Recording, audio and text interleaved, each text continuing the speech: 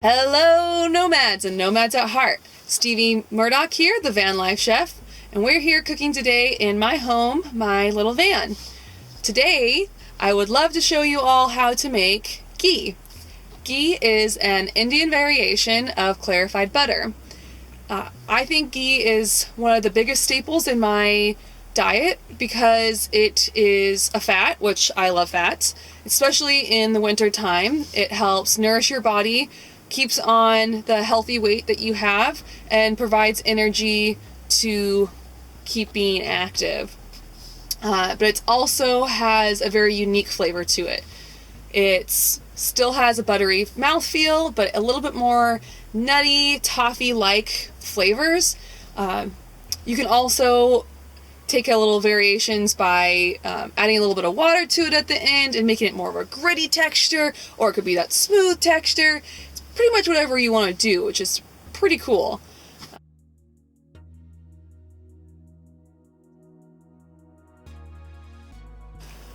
Okay, I know what you're thinking. What is clarified butter? Let's take it back and we'll talk about that. Butter is made of three main components: milk fats, milk solids, and water. In order to clarify butter, we want to remove those milk solids and remove that water content. To do that, we just evaporate off the water and actually skim off the solids. The milk solids are primarily comprised of lactose sugars, which gives the butter like that sweet sort of flavor to it, and the casein proteins. Those two components often irritate those who have lactose intolerances the most. So someone like me who has a lactose problem, I can actually eat ghee no problem. Now that's something that you have to experiment with yourself if you'd like to. I definitely recommend trying, but if you have a lactose allergy, don't try it. It's a totally different story. Don't mess around with it. So what are also the benefits of ghee and clarified butter? Butter itself has a smoking point of 350 degrees Fahrenheit, which means that when you add that scoop of butter into the pan, it's going to start smoking quite quickly if you want to saute or roast or do anything with butter. Clarified butter takes it to that next level, and by taking away those solids, taking away that water, it makes it so that smoking point is about 480 degrees Fahrenheit, which means that you can do a lot of gorgeous things with it. It's also quite the rage right now to add it to your coffee in the morning. I really like that, but again, consult your doctor, consult yourself, see what you think. Not all fats are meant for everybody. Take caution with that. But if you're interested, let's hit that stove and make some ghee. Let's collect your basic ingredients. Butter. That's it. Isn't it so simple? I like to use butter that is higher quality, it definitely unsalted. A lot of people recommend doing organic, local, grass-fed.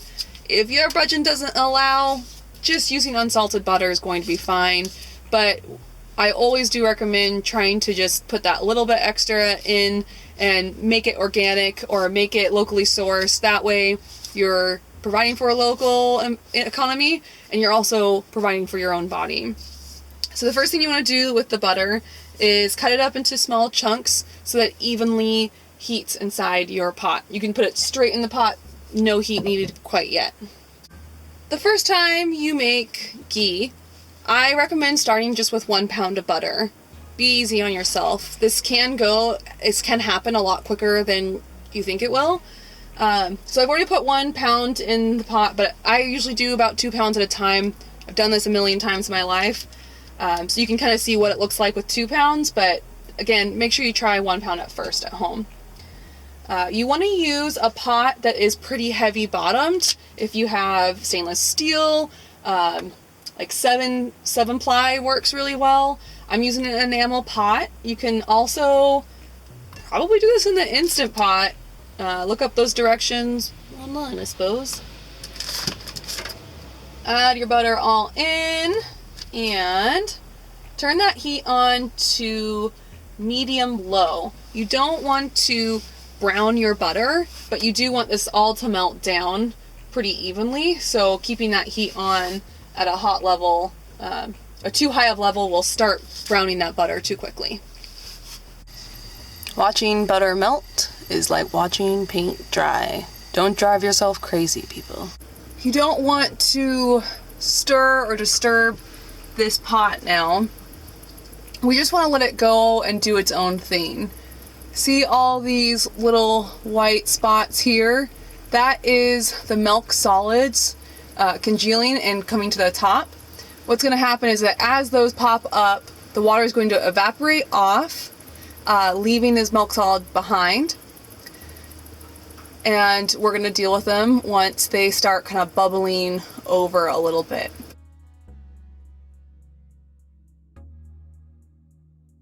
Through these holes here and here, I can see down into the fat that is still remaining, and it's starting to get that glossy, clear look.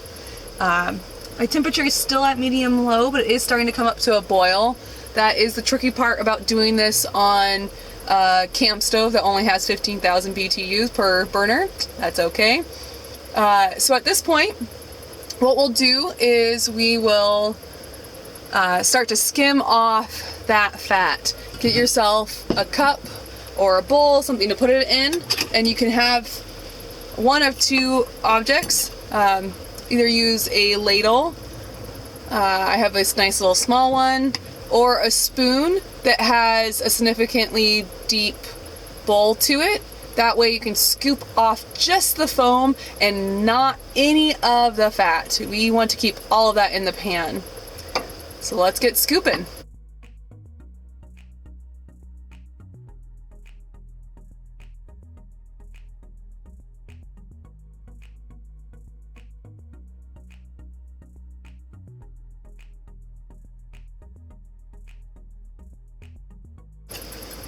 If you want to try the ladle method, it's a little bit more tricky to get used to, but you're going to submerge the ladle flat as possible against the surface and let that foam fall into the bowl without letting any of the fat. And you kind of just move it along the top of the surface.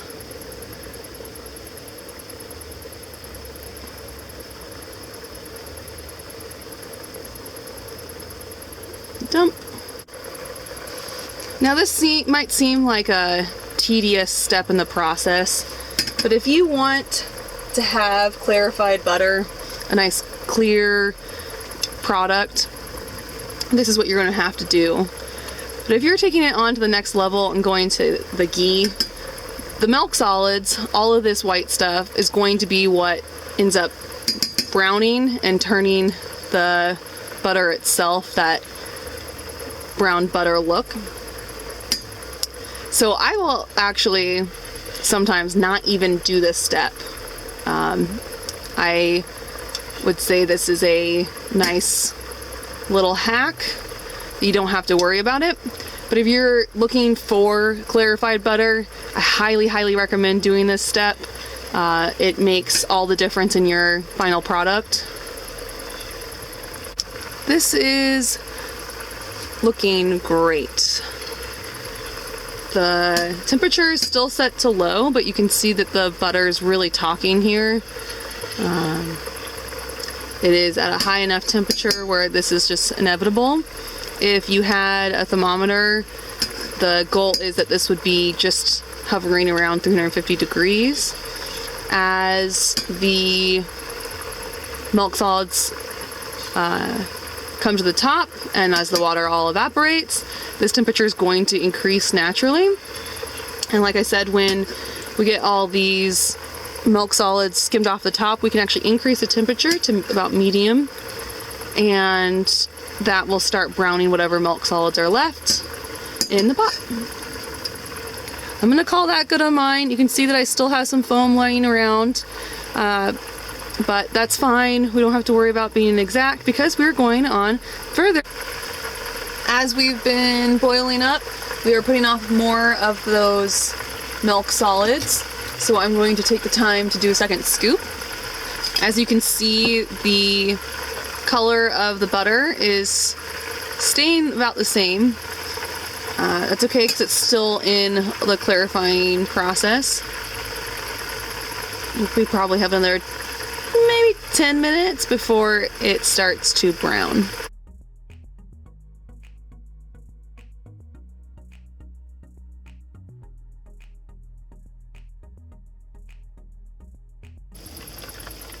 Okay, look at that. We have more foam coming up. That's okay. Don't worry about it. Remember, we don't want to stir this. We don't want to get crazy with our ghee. We just want it to let it do its thing. So what I'll do is kind of scoop this aside here. Oh, you can see that beautiful clear color that's getting nice and golden brown. And you can stop at any point that you'd like with this once you get to a good color. I like to take mine dangerously far because I like the super deep caramel, toffee, nutty flavor that ghee can offer. Okay, so now I'm scooping this foam out. I'm being a little bit more aggressive than I normally would so I can show you guys what that looks like. But see that deep, sexy color there? That is exactly what we're going for. Beautiful. Okay, so now time to strain. Strain the clarified butter or ghee. Both look exactly the same, except for with the clarified butter, after you scrape off those milk solids and you get that clear, beautiful looking fat, you're gonna strain it then. With the ghee, you would wait until the color desired before burning and strain it that way. So to strain clarified butter, you want to use a fine mesh strainer. I have my little nugget here, and cheesecloth. The cheesecloth helps get all those milk solids, but allows just the fat to go through. Some of the milk solids end up becoming very small, really fine, and so they will actually pass through here. But having the extra 2 or 3 layers of cheesecloth really stops that short. Now, I don't have that. As usual, have like some cheesecloth just in case I want to do something like this, but this time I don't because I used it, didn't wash it, and I don't have it. So what I'm going to do is just use my strainer and deal with it. If you get milk solids into your ghee, you're going to have to be mindful that it won't be as shelf stable because those milk solids can make that butter go rancid. So I recommend using a mason jar to store this. You pour it into a glass jar, or you can put it into like a Pyrex measuring cup container so you can pour it easy into something else. Be mindful when you're pouring anything out of a pot of the pouring physics. The faster you pour something out of a container, the less it will drip down the side. Now that's kind of hard when you're taking a large vessel of holding and putting it into a smaller vessel of holding. So another trick to this is putting a plate or a bowl or a sheet tray underneath this to catch all that stuff. In my van, what I do is I put it into my dish pan. So I'm going to take care of that, and I usually do it on the floor, so I'll be right back. Wow, look at that butter. That is absolutely stunning. So like I said before, I like to take my ghee into a very, very dark stage, which means that my milk solids are actually burnt. Not good. That's okay. As long as you take it to just that level, you can get that fat out of there quick. This does not taste burnt. It just has that more like deep, nutty flavor in it. If you catch it at the right time and these milk solids are just browned, you can actually take the butter out, scoop those out, dry them, and sprinkle them on top of salad, and it is magnificent. Highly recommend it. But for now, you have your ghee. Let this cool to room temperature. Pop a lid on it. Keep it on your shelf for up to 3 months, or in the refrigerator for up to a year. I hope you enjoyed learning to make beautiful ghee or clarified butter version.